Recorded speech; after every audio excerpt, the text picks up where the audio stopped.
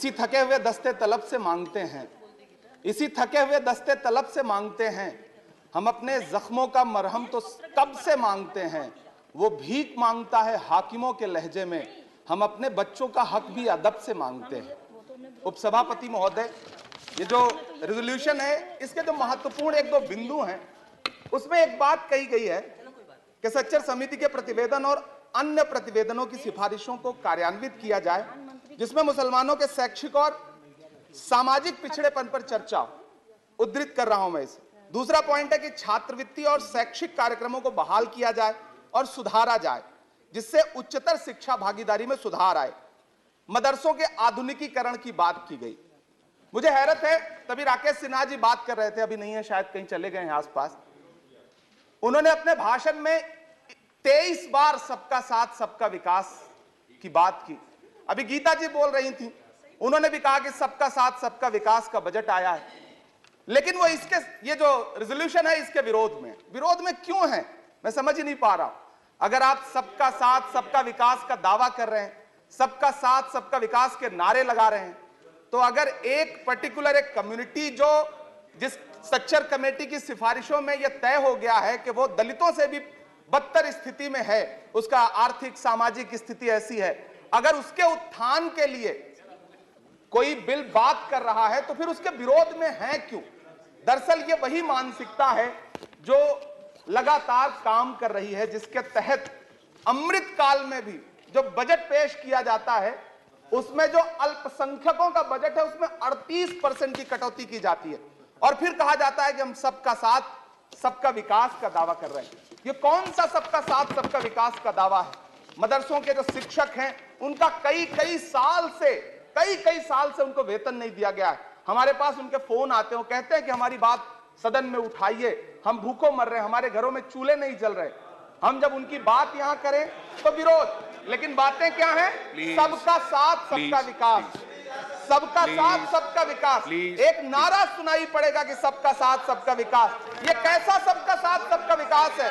मैं सदन से यह पूछना चाहता हूं कि यहां सत्र चल रहा है उपसभापति महोदय, और इसी संसद से महज 800 मीटर की दूरी पर जंतर मंतर पर खड़े होकर के कार्यक्रम आयोजित होता है अभी 4 दिन पहले, और एक व्यक्ति वहां खड़ा होकर के सीधे आह्वान करता है कि ईसाइयों और मुसलमानों को काटना कब शुरू करोगे। सीधे आह्वान करता है। और सभापति उपसभापति महोदय, मैं पूछना चाहता हूं कि दिल्ली पुलिस उस पर कोई कार्रवाई नहीं करती, उल्टा जो मीडिया उसको दिखाने का प्रयास करती है उनको नोटिस भेजा जाता है। ये कौन सा सबका साथ सबका विकास है उपसभापति महोदय? ये हम बहुत गंभीर लोग यहां बैठे, मैं उच्च सदन में बैठा हूं, मैं यहां खड़ा होकर के कहना चाहता हूं, ये कौन सा सबका साथ सबका विकास है उपसभापति महोदय? इसी दिल्ली में एक सांसद पाए जाते हैं, सत्ताधारी पार्टी के सांसद हैं, वो अपने कार्यक्रमों में सार्वजनिक मंचों पे खड़े होकर कहते हैं कि मुसलमानों का आर्थिक बहिष्कार करो। आप कह रहे हैं सबका साथ सबका विकास। कैसे होगा सबका साथ सबका विकास जब सत्ताधारी पार्टी के सांसद आर्थिक बहिष्कार की अपील करेंगे और उनके खिलाफ एक मामला तक दर्ज नहीं होता? प्रधानमंत्री जी अपने भाषणों में सबका साथ सबका विकास की बात करते हैं, लेकिन अफसोस है कि जब राजनीतिक तौर पर विकास करने की बात आती है तो लोकसभा में एक भी टिकट ये सत्ताधारी दल किसी मुसलमान को नहीं देता, राज्यसभा में एक भी टिकट किसी मुसलमान को नहीं देता, विधानसभा में जो बड़े बड़े प्रदेश हैं उसमें एक भी टिकट मुसलमान को नहीं देता। और वो 3 जो नाम के लोग थे, मुख्तार अब्बास नकवी साहब, एमजे अकबर साहब, सैयद जफर इस्लाम, उनको भी किनारे लगा दिया जाता है। ये कौन सा सबका साथ सबका विकास है? काहे का सबका साथ सबका विकास? ये नारा, ये दावा खोखला है। मैंने प्रधानमंत्री जी के भाषण सुने हैं, जब 3 तलाक पर बिल आ रहा था उपसभापति महोदय, तो प्रधानमंत्री जी कहते थे कि मैं अपने मुस्लिम बहनों को हक दिलाना चाहता हूं, उनके न्याय के लिए लड़ रहा हूं, यह बिल मैं उनके लिए ला रहा हूं। आपने भी सुना होगा वो नारा। मैं तो सभापति महोदय बचपन से जिस विद्यालय का पढ़ा हूं वहां संस्कृत का एक श्लोक सुना करता था कि यत्र नार्यस्तु पूज्यन्ते रमन्ते तत्र देवता। मैं इसे सुना करता था उपसभापति महोदय। और फिर आज जब यहां सदन में खड़ा हूं तो मैं पिछले दिनों लाल किले से प्रधानमंत्री जी की, लाल किले की प्राचीर से वो भाषण, उनकी वो तकरीर भी सुन रहा था, जब वो कह रहे थे कि महिलाओं को बिना हक दिलाए देश आगे नहीं बढ़ सकता। जब वो लाल किले की प्राचीर से ये बात बोल रहे थे तो उस भाषण के महज 2.5-3 घंटे बाद उनके गृह राज्य गुजरात में बिल्किस बानो के आरोपी रिहा किए जा रहे थे, उसी दिन उन्हें माला पहनाया जा रहा था, उनका सम्मान किया जा रहा था। ये कौन सा सबका साथ सबका विकास है?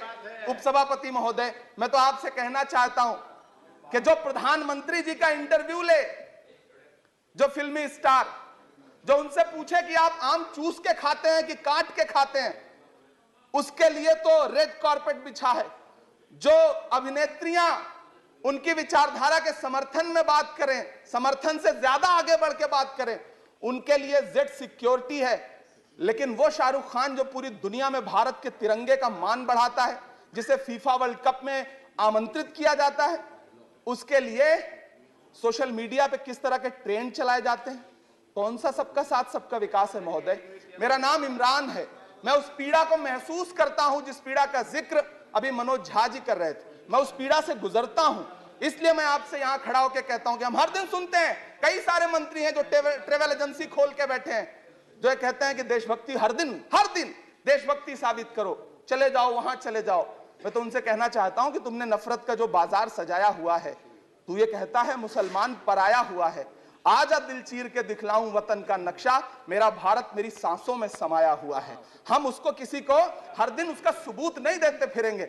ऐसे में अगर यह बिल मांग करता है कि मुसलमानों के शैक्षिक और उनके सामाजिक, उनके आर्थिक उत्थान के लिए सरकार उस पर ध्यान दे, तो फिर तकलीफ क्या है, दिक्कत क्या है? क्या आपका जो नारा है वो झूठा है? क्या सबका साथ सबका विकास का नारा सिर्फ खोखला है? बजट से तो यही जाहिर होता है, आप लगातार घटाते जा रहे हैं बजट, आप लगातार कटौती करते जा रहे हैं। पूरे देश में प्रधानमंत्री जी दावा करते थे सबका साथ सबका विकास के नारे के साथ कि 2022 में हर व्यक्ति के छत पर, घर पर, सर पर छत होगी। यह प्रधानमंत्री जी का उद्धृत किया गया बयान है।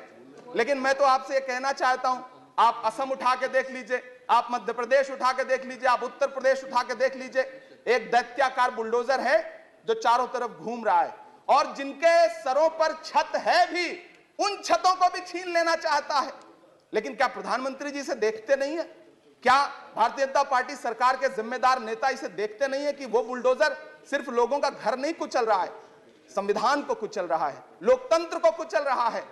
गुवाहाटी हाईकोर्ट की वो का स्टेटमेंट सुनिए आप, पटना के एक जज साहब का स्टेटमेंट सुनिए आप, फिर अदालतों का क्या काम रह जाता है?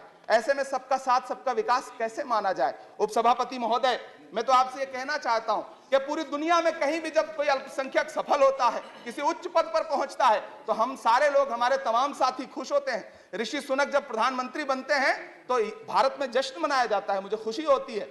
आप दुनिया के किसी दूसरे देश में अल्पसंख्यक अगर सफल होता है तो आप खुश होते हैं, मिठाइयां बांटते हैं। लेकिन अपने देश में अल्पसंख्यकों के खिलाफ किस किस तरह के नारे इसी दिल्ली और उसके इर्द गिर्द लगाए जाते हैं, क्या वो हम नहीं सुनते हैं? और अगर सुनते हैं, और अगर पाकिस्तान आपके लिए जिंदाबाद होगा, हमारे लिए हिंदुस्तान जिंदाबाद है, भारत जिंदाबाद है। मैं आपसे ये कहना चाहता हूं, आपसे ज्यादा देशभक्त हूं मैं भारत का इमरान हूं, मैं भारत का इमरान हूं महोदय, मुझे बोलने दें। बाहर भी नहीं बोलने देंगे, यहां भी नहीं बोलने देंगे, ये कौन सी प्रवृत्ति है? उपसभापति महोदय, मैं आपसे ये कहना चाहता हूं, ये जो साझी विरासत, अभी आदरणीय हमारे साथी राकेश सिन्हा जी बात कर रहे थे कि साझी विरासत अल्पसंख्यक बहुसंख्यक में बांटना नहीं है। मैं उनसे कहना चाहता हूं कि आदरणीय जरा सोशल मीडिया पे तो बहुत एक्टिव रहते हैं, रोज चैनलों पर भी बैठते हैं, चैनलों पे होने वाली डिबेट का स्तर देखिए। उसको रोकने के लिए हमारी सरकार रत्ती भर भी कोई कदम उठाना चाहती है? नहीं उठाना चाहती, बढ़ावा देती है। ये जो जहरीली बातें करने वाले चैनल हैं, उनके जो प्रमुख एंकर हैं, उनको सुरक्षाएं दी जाती हैं, उनको रोका नहीं जाता। कौन सा सबका साथ सबका विकास है? ये बिल जिस चीज की बात कर रहा है, अभी राकेश सिन्हा जी कह रहे थे कि प्रधानमंत्री जी ने कहा तिरंगा यात्रा निकालिए। मुझे पूरा विश्वास है कि प्रधानमंत्री जी ने कठुआ के बलात्कारी के समर्थन में तिरंगा यात्रा निकालने के लिए कभी नहीं कहा होगा, लेकिन फिर भी निकली, लेकिन किसी ने रोका नहीं, किसी ने कोई आवाज नहीं उठाई।